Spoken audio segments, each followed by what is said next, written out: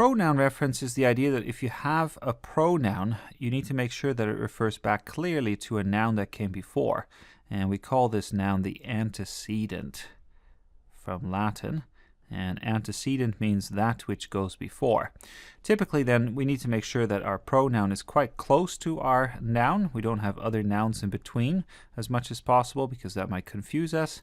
And we want this kind of clarity about what it refers back to. But there are exceptions, of course. If you say, for instance, it's raining, it is raining, and then it is your pronoun, and it doesn't refer back to anything, right? It's rather abstract. So there are cases where you don't have pronoun reference, but where you do, you want to make sure that you use pronoun reference correctly. And that's what we're talking about in this video. Some cases where pronoun reference has been done badly, and we want to talk about how we can fix it. If you were to say then their, let's say, rather than his, that would be weak pronoun reference, right? My friend always loses their cool. That doesn't really make sense. So let's look at some other situations where we want to be on our guard. The next one here goes, the company's legal documents suggest that it can't be held responsible. So it here refers back to something, and you can see that it refers back to company. And this one seems okay because company is, it's a collective noun, but it refers to one entity, even though it has multiple, component parts, multiple units, let's say.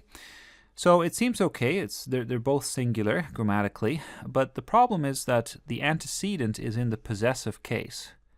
In the possessive case. And all that means is that it has this apostrophe S over here. The rule then to watch out for is that your antecedent should not be in the possessive case. Okay, seems like a bit of a funny rule, but you can see how awkward this is in the next one. In Faulkner's The Sound and the Fury, he writes, right? It'd be much easier just to say in The Sound and the Fury, Faulkner writes. We could just switch this around, and that would be much more direct. So in The Sound and the Fury, Faulkner writes. This is an error that I've seen so often in people's papers because they start their essay with a phrase like in so-and-so's text, and then they say he writes. So really watch out for that one because it's quite common. The next one has to do with these collective nouns that we've mentioned, and often the collective noun takes a singular pronoun. So in this case, committee is singular, even though it might have multiple members. Its is singular as well, and that's correct. But sometimes you can break that rule. If you take a collective noun like jury, and you're talking about the individual members, okay, then in some cases you're allowed to use a plural pronoun.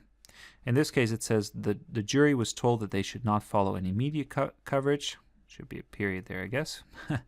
And if that's, if the jury members are each individually being instructed to do this, then you would be allowed to say they, although maybe it sounds a little bit awkward. Okay, so watch out for collective nouns.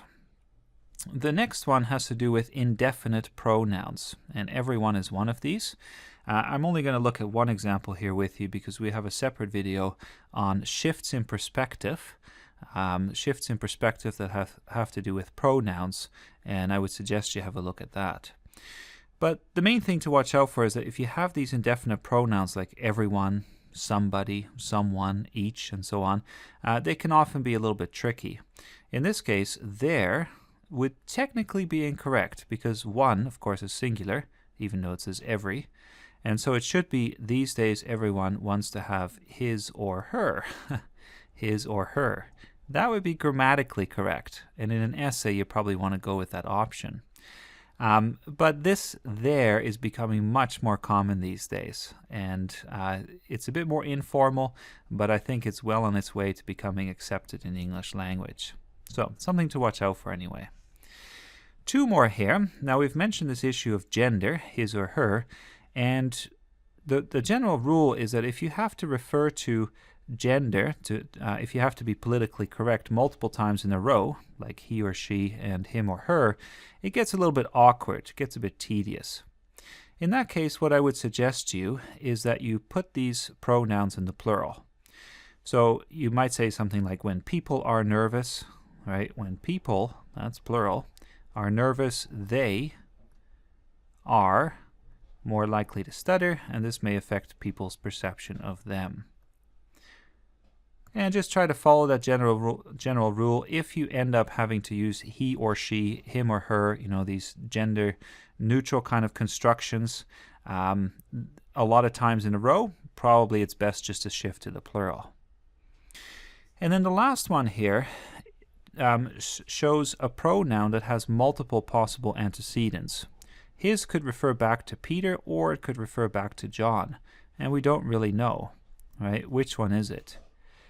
Sometimes, though, it can be really hard to rewrite this in a way that avoids this problem.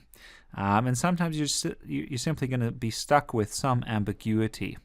Okay, I'll let you try this yourself. See if you can express this in a way that's easy and clear, without adding in brackets Peter or something like that. His brackets Peter. Don't do that. That looks really pathetic.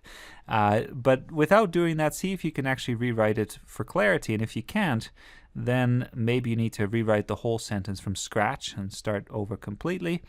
Or maybe leave it as is and just accept a little bit of ambiguity once in a while. Okay, that's it for pronoun reference. Hopefully you can avoid these grammatical mistakes.